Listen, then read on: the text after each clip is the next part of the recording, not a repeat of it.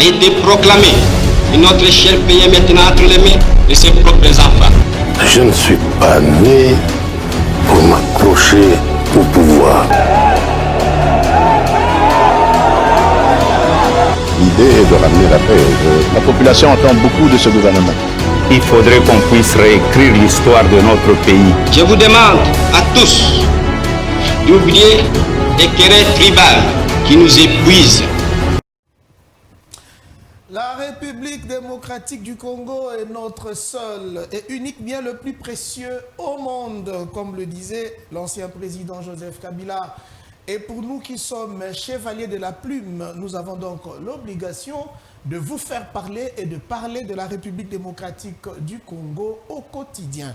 Tous les jours, vous le savez, des faits, des événements prennent corps sur notre espace vital et nous avons besoin d'en parler avec des experts, ceux qui ont des discours à tenir, des analyses à faire, des points de vue et des avis à partager avec nous. Comme vous le savez fort bien, mesdames, messieurs, Antonio Guterres, secrétaire général de l'Organisation des Nations Unies, avait répondu à l'invitation à nos confrères européens et sur ce plateau de télévision, il a tenu des propos supposés incendiaires en l'endroit du peuple africain en général et du peuple congolais en particulier concernant le conflit armé dans l'est du pays. Ceci nous a poussé à faire venir un expert, un chercheur en droit international.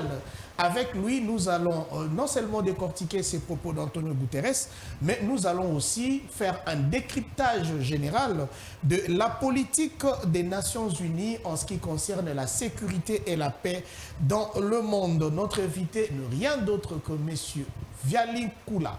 Il est avec nous sur ce plateau. Ensemble avec vous, nous allons le recevoir. Vialy Koula, bonjour et bienvenue. Bonjour, bonjour Monsieur Benz Bwanakawa. C'est un plaisir pour moi de me retrouver en face de vous et aussi dans ce beau cadre pour participer et échanger avec nos compatriotes sur des questions qui sont censées être notre vécu quotidien. Et c'était avec plaisir que nous allons répondre à vos questions pour essayer un peu d'apporter la lumière sur l'actualité internationale, pourquoi pas nationale. Très bien. Vialy Koula, vous n'êtes pas que chercheur en droit international, vous avez certainement d'autres qualités que nos téléspectateurs aimeraient bien écouter, connaître. Oui, Vialy Koula, juriste, Vialy Koula, coordonnateur de l'Action pour le développement intégral du Congo, qui est une ASBEL. ADIC. Oui, ADIC qui œuvre sur le champ du développement en tout genre. Et aussi, Vialy Koula, acteur politique, Vialy Koula, cadre d'un parti politique, le regroupement des nationalistes révolutionnaires, où je suis secrétaire exécutif provincial de la province du Kwango, bien que, voilà, c'est les ambitions de mon parti, c'est aussi de promouvoir cette jeunesse que nous sommes, nous donner des responsabilités, pourquoi pas, pour peindre un nouveau tableau, ces tableaux de développement et du renouvellement de la classe politique. Déjà, quand je disais à nos téléspectateurs fidèles que je vous recevais, j'ai reçu des SMS, on m'a dit, mais la question que vous allez développer aujourd'hui, elle est tellement grandiose.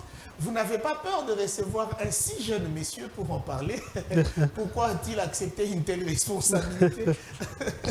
Voilà, Vialy Koula, on parle de la sécurité dans le monde. Pour rappel, vous avez offert aux bibliothèques congolaises un récit important sur la sécurité collective. Hein, c'était quoi encore le titre? Les systèmes de sécurité collective de l'ONU, un rêve contrarié. Là, c'était le fruit de mes recherches au niveau de l'université, mon travail de mémoire, qui a été dirigé par le professeur Néhémie Mwilanya Wilonja. L'homme des livres. Oui, lui qui est expert en matière de sécurité internationale. Donc, il faudrait voir que sur la question, nos téléspectateurs peuvent se rassurer qu'ils auront des réponses appropriées par rapport aux différentes thématiques que nous allons développer. Très bien. Vialy Koula, première question. Nous parlons de la sécurité collective. Pour la bonne compréhension de ceux qui vont nous suivre, comment peut-on définir ces concepts sécurité collective? Voilà, merci beaucoup pour la question, M. Benz Bwanakawa. La sécurité collective ou les systèmes de sécurité collective, c'est l'ensemble de mécanismes qui sont créés au niveau des organisations internationales ou régionales qui mettent en place des mécanismes ou des fonctionnalités qui peuvent être des mécanismes de prévention, des réactions ou des répressions contre tout acte qui pourrait mettre en péril la paix ou la sécurité dans la société, qui peut être une société communautaire, une société nationale ou une société internationale. C'est dans ces cadres-là que œuvre plutôt l'Organisation des Nations Unies. Bon, pour une petite histoire, si vous le permettez, tout en 1945, à la fin de la Deuxième Guerre mondiale, les États se sont réunis, après les vainqueurs diront-on, pour créer l'Organisation des Nations Unies. Et là, ils ont pris la décision de pouvoir en tout cas, faire en sorte que la paix puisse régner sur toute l'étendue de la planète et d'éviter à ce que l'humanité puisse encore souffrir de la guerre. C'est ainsi que ces États qui se sont réunis à cette époque-là, que je cite, les États-Unis, la France, le Royaume-Uni, la Chine et la Russie, ont décidé de mettre en place un mécanisme de protection collective pour permettre aux États de vivre d'une manière pacifiste et de régler leurs différends, toujours par des moyens diplomatiques et peut-être des moyens juridiques. Alors, pour que cela puisse être mis en place, il a fallu que les États puissent abandonner d'une manière individuelle leur capacité de pouvoir recourir à la force dans les relations internationales. Donc, il faudrait savoir qu'à une certaine époque, dans certains siècles, dans les temps passés, la force était régulière dans les relations internationales. C'était légal de pouvoir entrer en guerre avec son voisin, de pouvoir aller l'attaquer pour n'importe quelle raison, mais ces gens-là ont décidé de pouvoir mettre en place dans la Charte des Nations Unies l'interdiction totale de la guerre. Donc les États aujourd'hui, conformément à l'article 2, paragraphe 4 de la Charte des Nations Unies, la guerre est interdite. Alors, on interdit la guerre, il fallait maintenant mettre en place des mécanismes qui permettront aux États de pouvoir gérer leurs différends qui pourraient surgir, parce que nous sommes dans la société, les différends ne manquent jamais. C'est ainsi qu'on mettra en place, conformément, toujours au même article 2, mais dans le paragraphe 3, l'obligation de règlement pacifique des différends. C'est à partir de ces dispositions-là que nous avons les systèmes de sécurité collective. Mais cela ne suffit pas. Bien qu'il y ait un règlement pacifique des différends qui est obligatoire, mais vous verrez que les États, jusqu'à aujourd'hui, continuent à recourir à la force. Mais la charte a tout prévu. Vous verrez que dans l'article 51, on parle du droit de la légitime défense qu'en cas d'agression. Cela veut dire qu'il peut y avoir un État voyou qui ne va pas respecter les principes de la charte et pouvoir attaquer un autre. Et il faudrait savoir aussi, à part ce droit de légitime défense, que c'est l'organe de l'ONU qu'on appelle le Conseil de sécurité qui a le monopole de veiller à la paix et à la sécurité internationale. Donc il ne faut pas confondre. Le Conseil de sécurité n'est pas là pour faire respecter le droit international, mais le Conseil de sécurité veille à la paix, au maintien de la paix et de la stabilité de la sécurité internationale.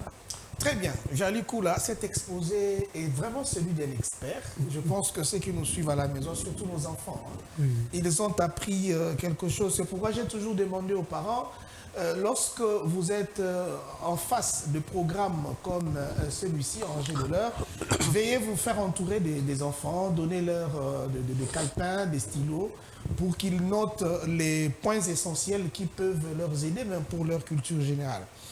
Alors, vous avez parlé du système de sécurité collective.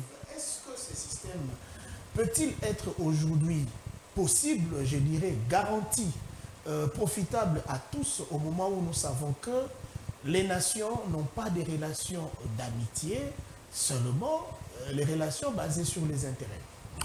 Merci beaucoup pour la question. Une question qui revient souvent lorsque nous réfléchissons sur le droit international comme tel.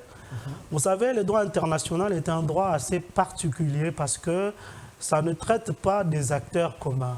Le droit international est une question des États. Certains auteurs affirment d'ailleurs que le droit international est créé pour le compte des États. C'est pour les États, c'est pour eux. Et contrairement au système juridique interne, en droit international, vous n'avez pas un législateur, vous n'avez pas une autorité publique qui peut imposer de l'ordre au sein de cette société, parce que nous avons face à nous des souverains qui interagissent entre eux, donc qui sont les États. Alors, devons d'abord, pour comprendre cette question, nous lier à la sociologie juridique. Qui sont les acteurs, qui sont le sujet du droit international? Premièrement, en droit international, nous avons comme des sujets, un sujet primordial, c'est l'État. L'État étant que sujet originaire et titulaire de la souveraineté. L'État souverain peut décider de la création d'un droit et de la manière dont ce droit-là peut être, en tout cas, consommé au sein de la société. Et conformément au principe de l'égalité souveraine, aucun État ne peut imposer son dictat à un autre. Sinon, celui-ci ne sera plus, ou celui-là ne sera plus souverain. Donc, c'est dans cette nuance-là qu'il faut comprendre que c'est un droit qui est complètement différent du droit interne que nous connaissons. Alors, le droit international, comme je le disais précédemment, c'est un droit assez atypique, c'est un droit assez compliqué. Alors, les États, pour le respecter, sont soumis à des obligations qui sont complètement, comment dirais-je le terme, c'est des obligations qui ne peuvent que satisfaire leurs propres intérêts. Donc, comme on dit dans les relations internationales, que les États n'ont pas d'amis, que des intérêts. Ainsi, lorsque les communistes et les capitalistes se sont alliés pour mettre fin au nazisme, en créant, à la fin de la guerre, créer l'organisation internationale, ils avaient un intérêt. Et cet intérêt était de gouverner toutes les nations et d'imposer un dictat. Et chacun cherchait à imposer sa philosophie dans le monde. Voilà pourquoi on parlait à une certaine époque des mondes bipolaires. Oui, des mondes bipolaires. Vous verrez que juste au début de la création des Nations Unies, une année après, c'est la guerre froide qui éclate et chacun cherchait à pouvoir tirer le couteau de son côté. Et vous verrez que dans le Conseil de sécurité, le Conseil de sécurité est composé de 15 membres. 5 membres permanents, donc les créateurs de l'ONU, et 10 autres membres qui sont souvent élus sous des auspices de l'Assemblée générale qui est notre organe. Vous verrez que les 5 membres permanents ont un droit de veto sur toutes les décisions qui doivent être prises au niveau du Conseil. Comme je l'ai dit précédemment... C'est pas de l'injustice? Non, j'y arrive. Nous sommes dans les relations internationales, vous comprendrez. Alors, vous verrez que les 5 membres permanents ont un pouvoir assez large au sein du Conseil, parce que le Conseil a des responsabilités énormes. Veiller au maintien de la paix et de la sécurité internationale. Mais qu'est-ce qui se passe? Le Conseil qui doit sanctionner, qui doit par exemple prendre des mesures coercitives ou non, lorsqu'un conflit éclate quelque part, se retrouve souvent bloqué par ce droit de veto lorsque un acteur, un membre permanent, se retrouve acteur dans le conflit. Et souvent, ces systèmes de sécurité collective deviennent un peu inexistants, bloqués, paralysés par des questions de droit de veto, par ces côtés des intérêts égoïstes des États qui veulent une chose qui est complètement normale dans les relations internationales. D'où, lorsque nous sommes un acteur majeur, lorsqu'un État qui se respecte s'engage dans les relations internationales, il doit avoir des arguments solides pour faire pencher la balance de son côté. Alors, dans cette jungle qu'on appelle la société internationale, on n'a pas besoin de pleurnichards, mais on a besoin de gens, des individus qui peuvent s'imposer conformément aux dispositions légales qui règnent dans ces systèmes. Donc, c'est un système assez anarchique. C'est la loi du plus fort qui prime. Donc, il ne faut pas se plaindre. Non, mais partons de la réalité selon laquelle 5 membres sont permanents au Conseil de sécurité.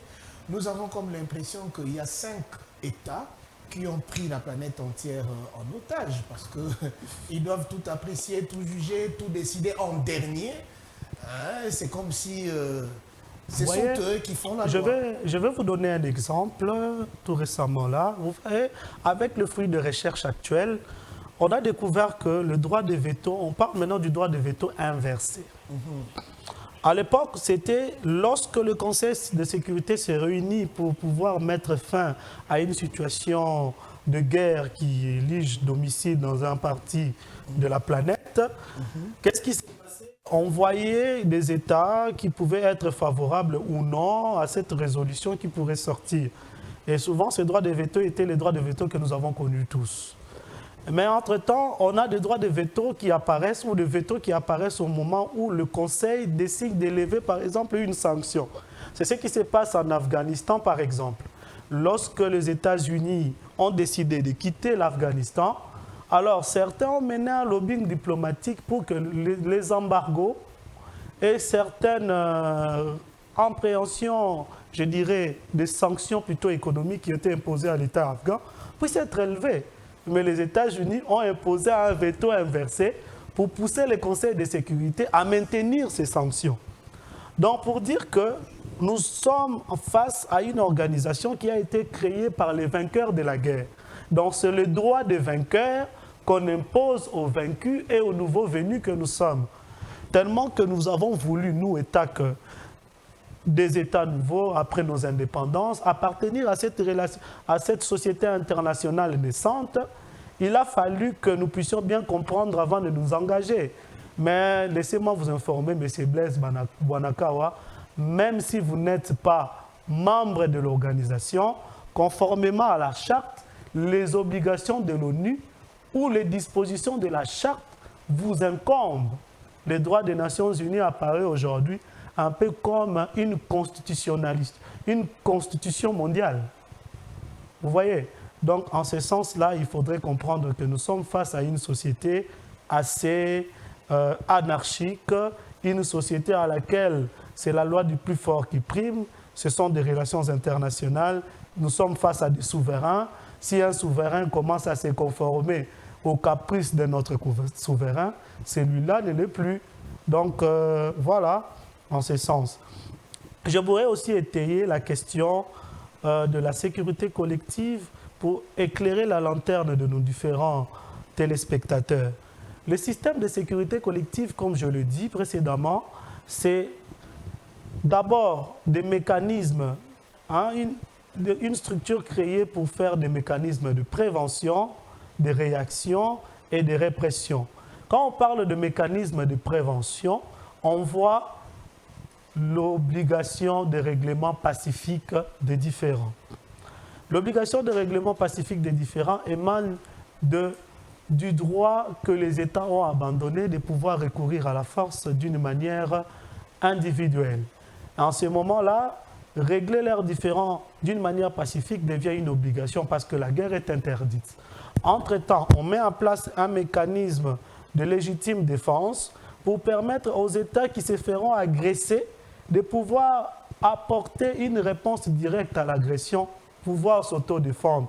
D'ailleurs, dans le droit public interne, pour ceux qui le savent, il y a le droit de la légitime défense qui est reconnu lorsque vous êtes agressé en tant qu'individu.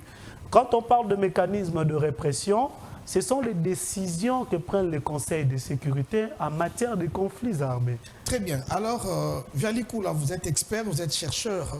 Nous savons fort bien que ce n'est pas toutes les nations du monde qui sont membres de l'Organisation des Nations Unies. Alors, lorsque ces nations-là qui ne sont pas membres sont en difficulté, sont en quête de la paix ou de la sécurité, quelle est la politique des Nations Unies pour la protection de ces autres nations?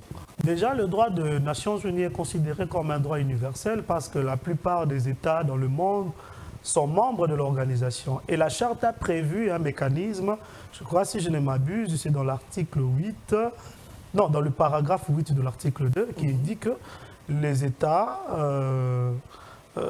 qui ne sont pas membres, mais sont obligés de respecter les obligations conçues au sein de la Charte des Nations Unies. Cela veut dire que vous soyez membre de l'ONU ou pas, la charte s'impose à vous, que vous le vouliez ou pas. Est-ce parce que l'ONU s'avère être majoritaire en termes des nations qui en sont membres? Non, non, pas du tout. Parce qu'en droit international, il faudrait comprendre.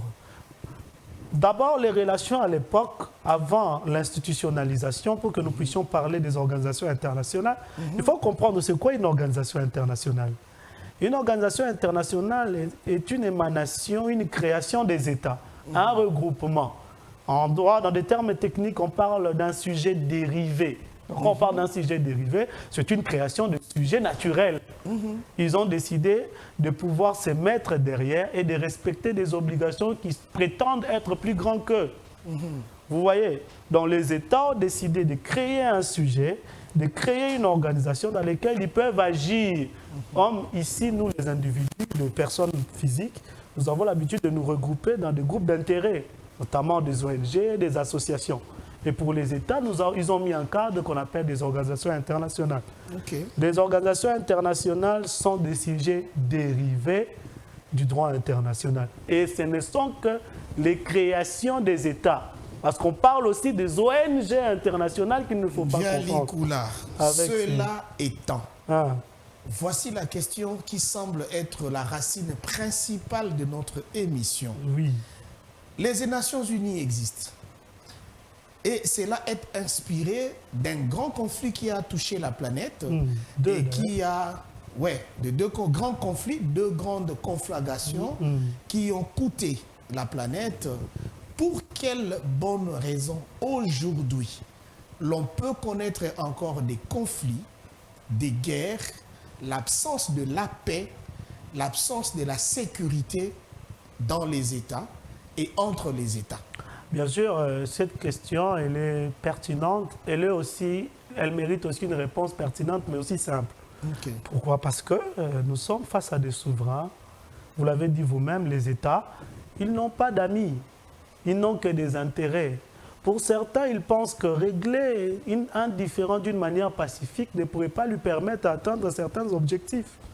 Vous avez des superpuissances pour avoir la même mise sur les ressources naturelles des États, faibles que nous sommes. Ils jugent sur beaucoup de choses. Je vais vous donner un exemple.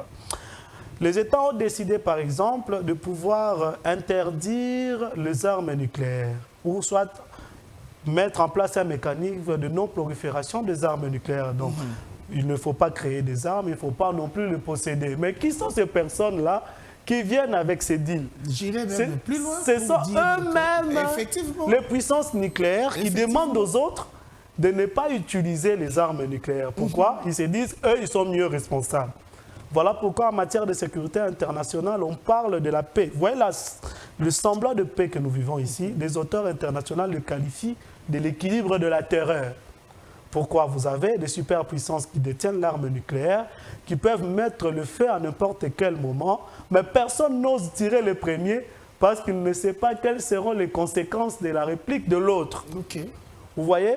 C'est comme ça que vous verrez que lorsque dans un conflit, il y a un acteur majeur, un détenteur de l'arme nucléaire, l'ONU a du mal à mener sa politique pour ramener la paix.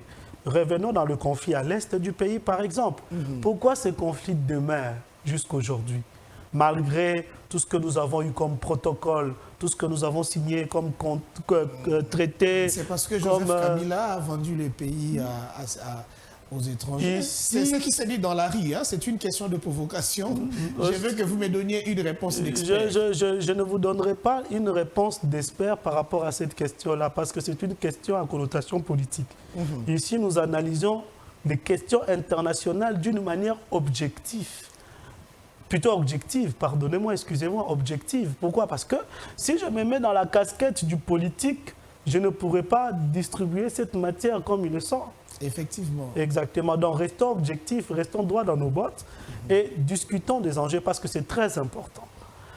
Qu'est-ce qui se passe au niveau de l'Est? Vous avez des superpuissances qui sont derrière les conflits parce qu'ils en veulent à notre ressource. Ce n'est pas parce qu'un individu les a permis. Non, c'est les intérêts primaires de ces États-là. Vous avez quand même donné une partie de la réponse. Non, pas du tout. Oui, c'est quand même important. Il faut que l'on sache que... Faut que l'on sache Vous savez, Viali Koula, excusez-moi de vous retirer la parole comme ça.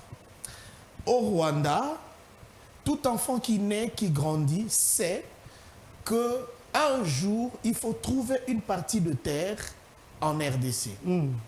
Aujourd'hui, les Arabes savent que ceux qui sont prêts à déranger leur paix et leur sécurité dans les temps, c'est peut-être les Américains ou ceux qui sont très ancrés dans l'eurocentrisme en général. Alors, en RDC, nous avons honte, nous avons peur de dire à nos enfants la vérité. Tel est notre ennemi, tel autre est notre ennemi. Aujourd'hui, moi, je me porte garant de dire à la face du monde que les vrais ennemis du Congo et de l'Afrique en général, ce sont des nations au désir, en fait, habitées d'une certaine boulimie de faire de toute la planète une propriété privée contrôlable par eux. Si on ne le dit pas comme ça, nous allons nous entretuer, nous allons nous quereller mutuellement, croyant que c'est Viali, c'est Benz, c'est Pacho, c'est Papi, etc., alors que l'ennemi réel doit être dénoncé. Voyez-vous? Donc j'ai aimé la démarche, j'ai aimé votre façon de procéder. C'est pourquoi je vous ai posé cette question de provocation, parce que je voulais que vous puissiez en sortir ce que vous veniez de dire tout à l'heure, qu'il n'est pas question d'indexer les individus, il est plutôt question de voir les intérêts internationaux face aux faibles, comme vous l'avez dit, que nous sommes. Ils se disent, il faut entretenir la guerre et le conflit. Alors, je vous pose une question qui va vous permettre également de chuter par rapport à la réponse que vous donniez tout à l'heure, mais aussi de prendre ces contenus importants. Dans tout ça, quelle est alors la place des organisations continentales ou régionales, entre autres l'Union africaine par exemple? Quel est le poids, le pouvoir de l'Union africaine face au système ou au fonctionnement de l'organisation qui a une dimension internationale? Merci beaucoup.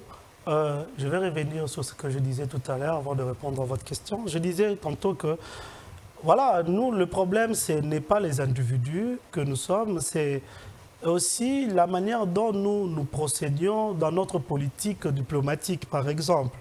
Vous voyez, la République démocratique du Congo, en sens, tout ce que j'entends, c'est nos minerais, c'est tout ça. Or que le Congo, ce n'est pas que son sous-sol.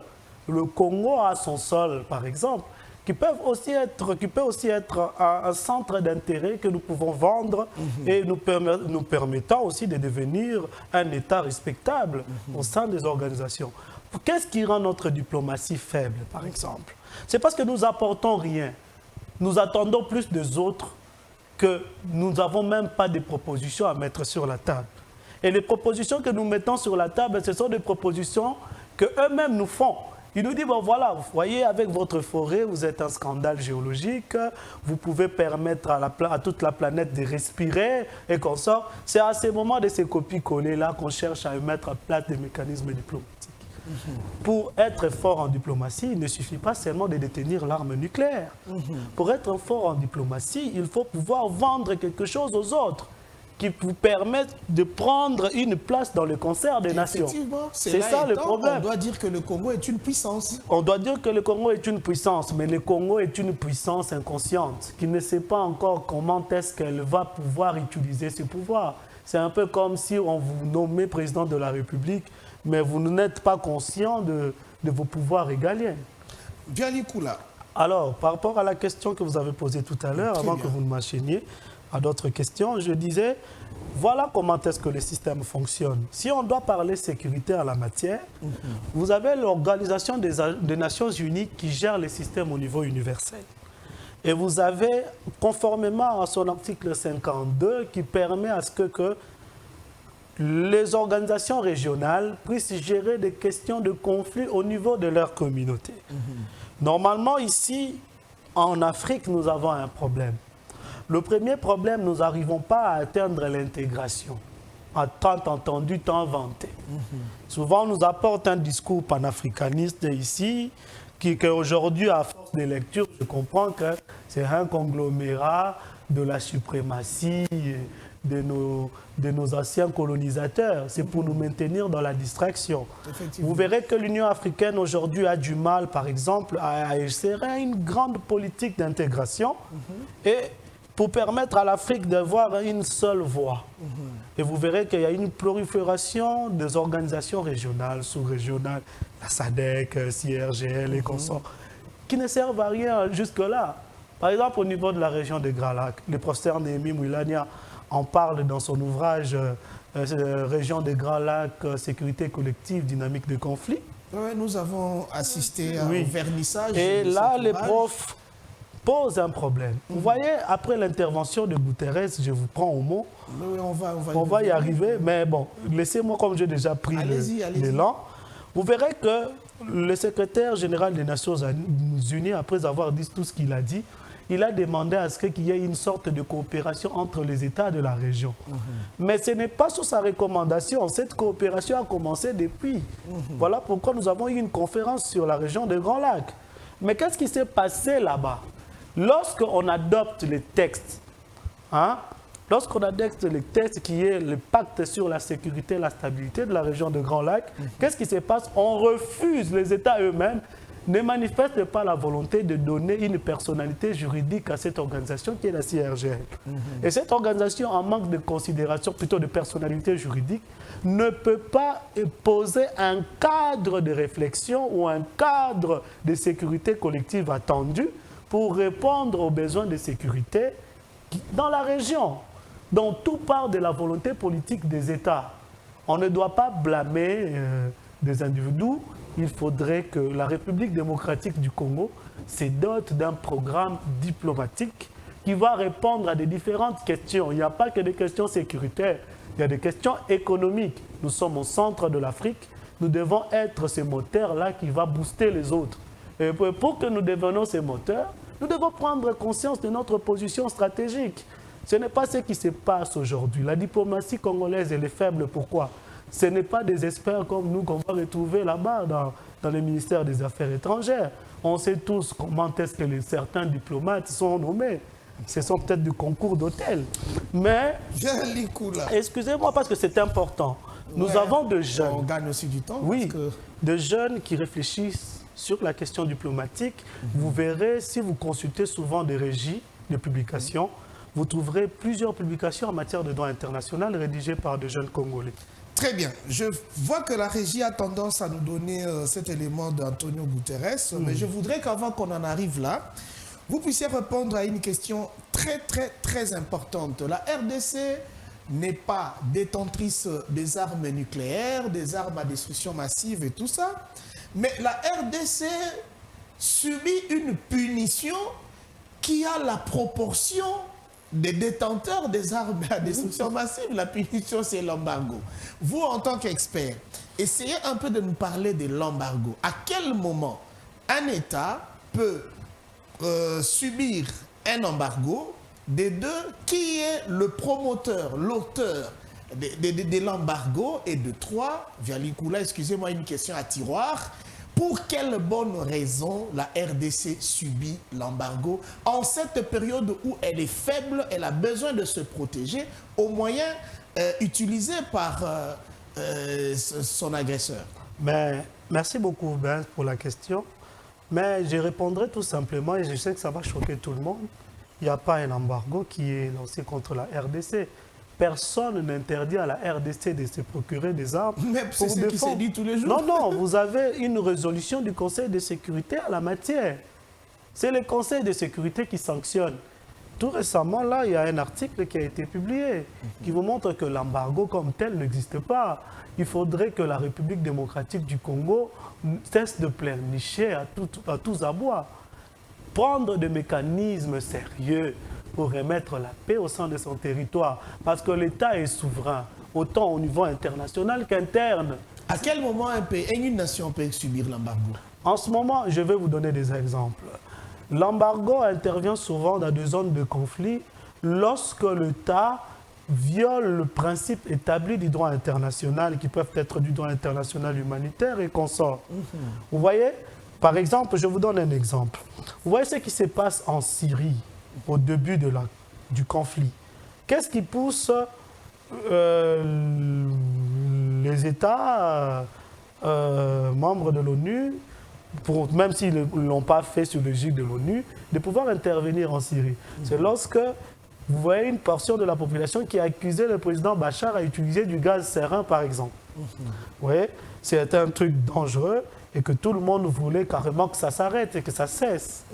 C'est en ce moment-là que l'on prend des décisions. On vous dit, par exemple, vous, étant qu'un État voyou, vous participez à la déstabilisation d'un camp ou d'un territoire quelconque, on vous limite votre droit de pouvoir vous procurer des armes à tout moment. Mais pour la RDC, ce n'est pas ça. Alors, cette fois-là, on peut supposer que la Syrie... disons, je voulais demander ceci. L'embargo dont parlent les Congolais consiste à ce que la RDC ne peut pas acheter des armes pour sa sécurité, faire la guerre, etc. Pas du tout. Je dis, c'est ce qui se raconte. Oui. Alors, s'il s'agit maintenant d'un pays qui fabrique ses propres armes, quel type d'embargo ce pays peut-il connaître s'il dérange la paix, la sécurité? Là, j'en ai parlé tout récemment, là, parce que je déteste me répéter, mais je vais le faire quand même, parce que je vous ai parlé du traité de non-prolifération, qui est encore un projet du mot, prolifération des armes nucléaires. Par exemple, l'arme la plus dangereuse, c'est celle-là. L'on décide à ce que personne ne peut en avoir, personne ne peut avoir un projet, à part les 5 détenteurs. Ah, c'est compliqué. Vous voyez, en ce moment-là, pourquoi les 5 détenteurs nous imposent cela? Parce qu'ils ont le moyen de nous dissuader. Pour qu'un État puisse dissuader un autre, il doit avoir un avantage sur lui, quelque chose que l'autre ne possède pas. C'est ça les enjeux internationaux. Nous, qu'est-ce que nous proposons? Qu'est-ce que nous possédons? Je vais vous ouvrir quelque chose par rapport à la géopolitique. On dit souvent que les États-Unis d'Amérique est une puissance nucléaire parce qu'on le présente comme tel, une puissance armée colossale. Mais on oublie que ce qui fait les Américains aujourd'hui, ce qui fait la puissance économique américaine, ce sont ces cow-boys-là du Texas. Ceux qui sont dans le champ. Ils sont dans des productions agricoles. Les États-Unis sont parmi des grands producteurs agricoles aujourd'hui. Et ça, personne n'en parle. Mais on voit la guerre en Irak, on voit l'équipement armé. Ce que je dis, nous devons changer de paradigme. Nous ne sommes pas censés devenir une force militaire colossale. Mais nous pouvons prendre des mécanismes internes, booster notre économie locale et nous permettre de devenir un État attractif. Par exemple, actuellement, c'est la RDC qui distribue l'oxygène, au moins 80% d'oxygène à travers la planète. Aujourd'hui, nous avons une forêt qui est reconnue comme le premier poumon du monde, parce que l'Amazonie, avec la situation du feu que l'Amazonie a connue dernièrement, avec la disparition de certaines espèces, maintenant c'est la forêt équatoriale qui est à 75% marécageuse, une forêt protégée et qui ne peut jamais disparaître. Voilà pourquoi nos diplomates, le premier diplomate qui est le président de la République, parce que c'est lui qui négocie les traités, vous avez aussi le ministère des Affaires étrangères, ils doivent mener ces lobbying-là. Très bien. Et tout en mettant en place des mécanismes appropriés pour que nous quittons le statut de l'État pleurnicheur que nous sommes à un État qui propose à ses pairs des moyens qui pourront peut-être nous permettre de respirer un peu. Je vous donne une information.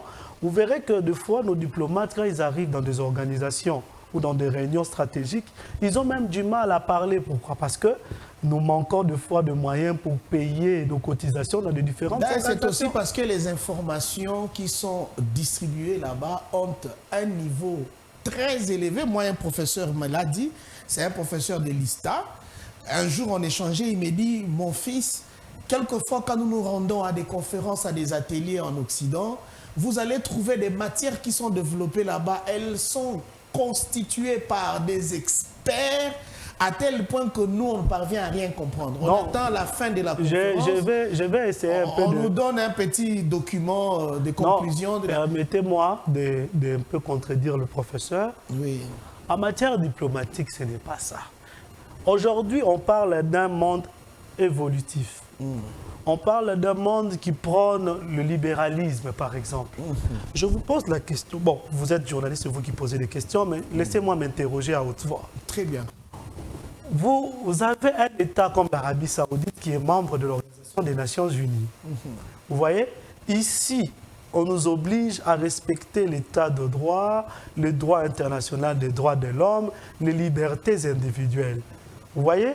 Mais pourquoi en Arabie Saoudite, où on pend des personnes pour leurs opinions politiques, pour leur appartenance à l'homosexualité et consorts, mais ont un privilège assez bizarre au niveau de l'Organisation des Nations Unies. Vous savez pourquoi? Parce que l'Arabie Saoudite fait partie des grands cotisateurs de l'organisation.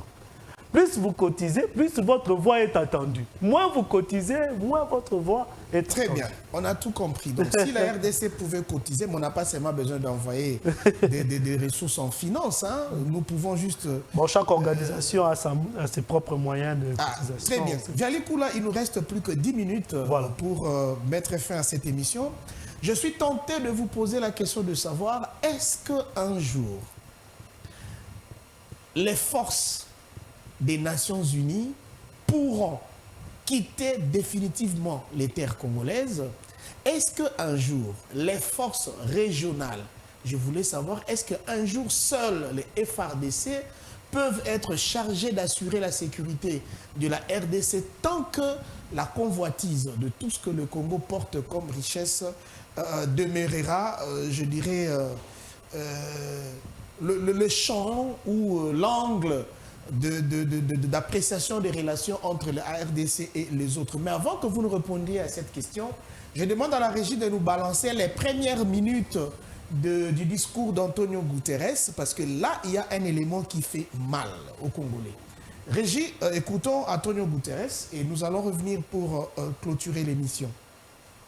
Il faut reconnaître notre faillite collective et il faut trouver une autre approche, parce que cette région va de mal en pire. Dans l'est du Congo-Kinshasa, les populations manifestent contre les casques bleus de la MONUSCO parce qu'elles accusent ces casques bleus de ne pas les protéger contre les rebelles. Il y a eu des manifestations meurtrières au mois de juillet. Est-ce que vous allez envisager un départ anticipé de ces casques bleus avant la date de 2024 et peut-être même avant la présidentielle de la fin 2023, comme vous le demandent plusieurs autorités? Il y a un programme de réduction progressive de la force qui est accordé avec le gouvernement, mais parlons franchement.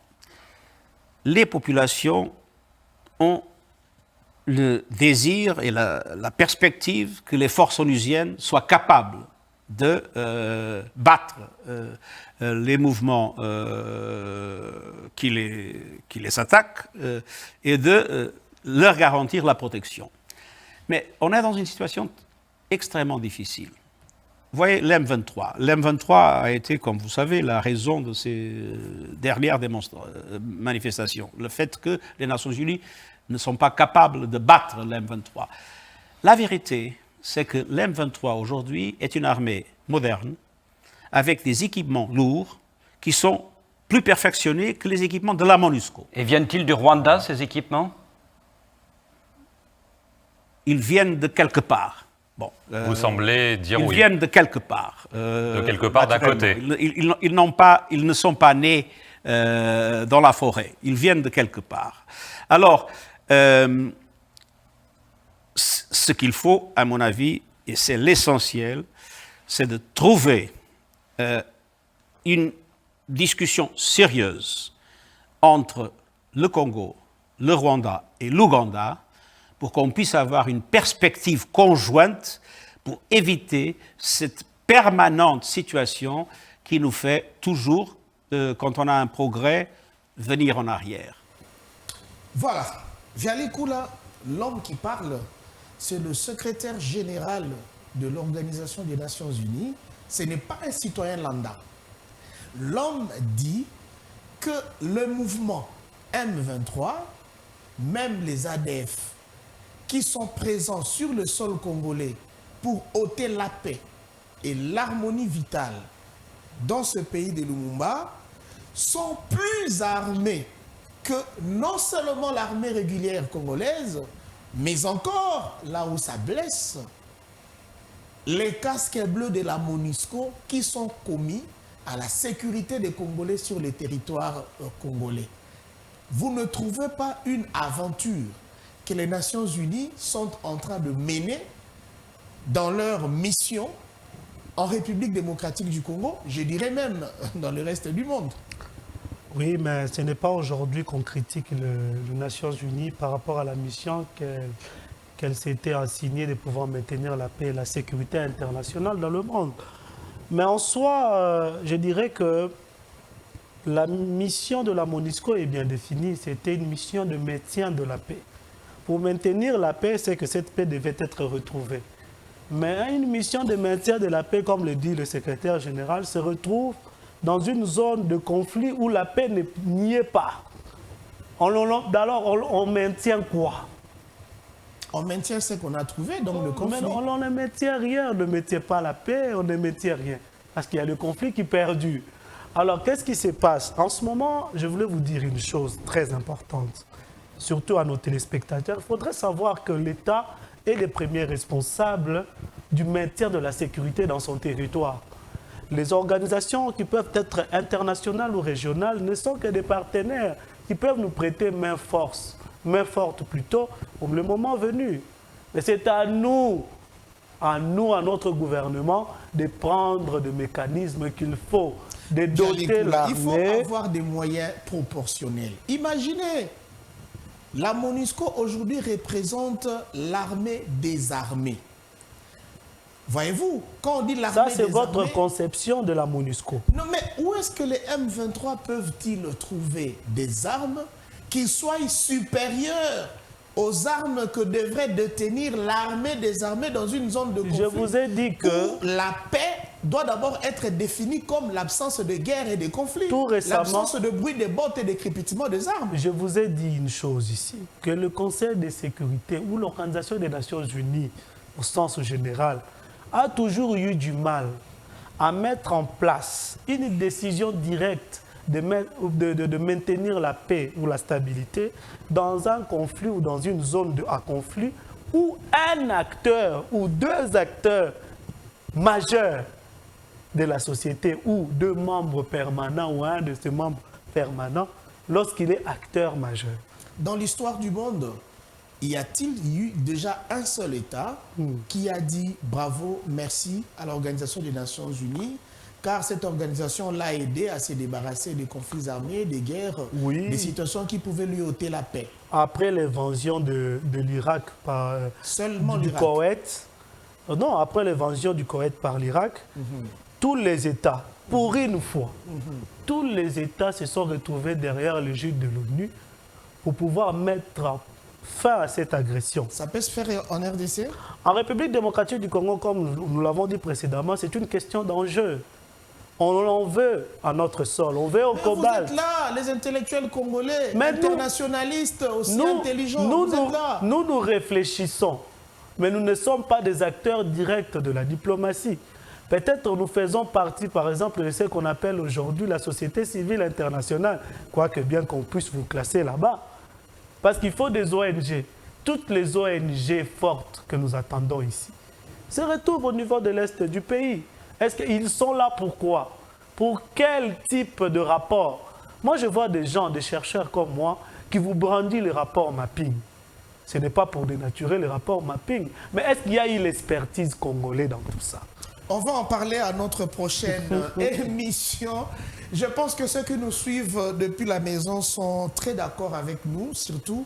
Ils vont certainement louer votre pertinence, votre intelligence, comme c'est le cas par moi-même et ceux qui nous entourent dans ce plateau. Vianney Koula, vous avez 30 secondes pour dire un dernier mot de la fin, peut-être dédicacer vos enseignants qui vous ont donné cette matière. 30 secondes en tout cas. Et ça sera la fin de l'émission. Je profiterai pour saluer seulement le professeur Néhémie Mwilanya Wilonja, mon maître, qui est expert en matière de sécurité internationale, et surtout demander à nos diplomates ou à l'appareil diplomatique du pays de pouvoir être assez conséquents. Très bien. Ainsi prend fin un jeu de l'heure d'aujourd'hui qui a été présenté par votre humble serviteur Benz Bwanakawa, ici sur votre chaîne Tosungana Télévision.